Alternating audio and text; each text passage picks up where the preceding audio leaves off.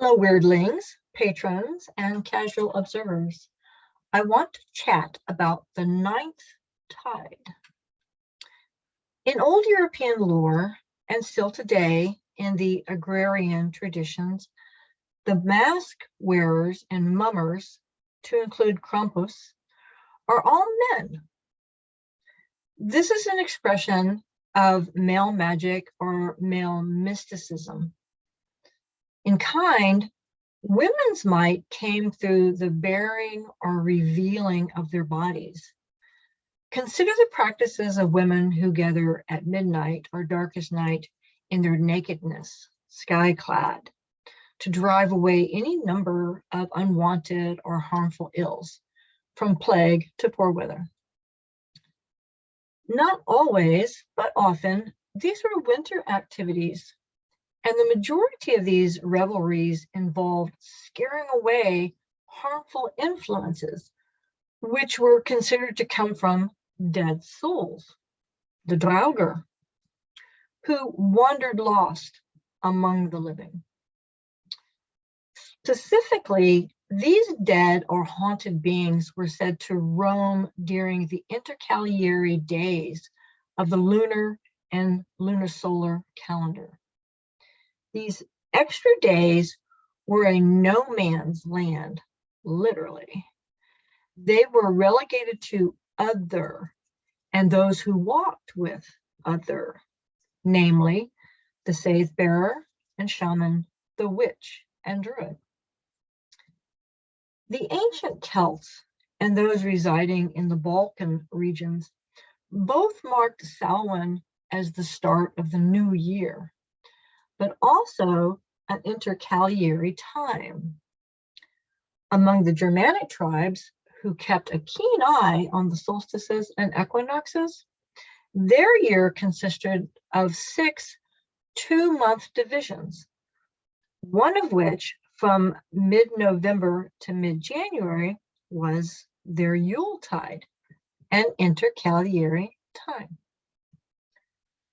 As of old, so today, New Year is a time of resolution to drive out the dead or old, the death-ridden and tired, to welcome in the new and hopeful. Our today, as our modern era depicts, Father Time giving way to baby New Year. Today, New Year, though secular, does have an undercurrent of energy that the receptive mystic may tap into, namely the end of the old and the new lease on life. Now, to mark this in your own life, first, clearly define the health, abundance, and protection you desire going forward. For myself, I use the Lucy rune, marked and remarked throughout my home. Next, clearly determine the direction in which you choose to journey and vocalize that intent. For the first, such symbols include decking the halls with boughs of holly, or bringing in green and life-giving symbols into the home. Remember, the mummers and maskers demanded food and drink upon their arrival, so show largesse to all comers, which is one of the Hoyer moods. For the second, speak no ill words. Be ever mindful of the language you use, ever careful to avoid disparaging comments or words that may attract injury. Superstitious? Perhaps. But tales of the wild hunt, or those who wage fierce battles against the spirits of the dead, are still played out every year. Some would say for good reason. Which returns us to intercalary days.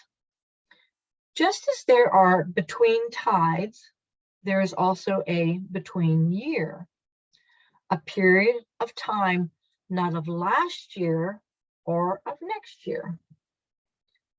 This liminality, this between time, is sacred time, is mystic time. This is the liminal space where the mystic meets the divine. This is where the revelation of sacred knowledge is revealed.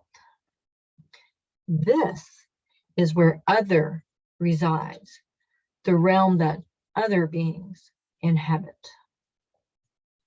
Now, many of us have encountered locations of this nature within our landscape, such as holy springs or caves, deep forest or hedges, crossroads or paths with destinations unknown.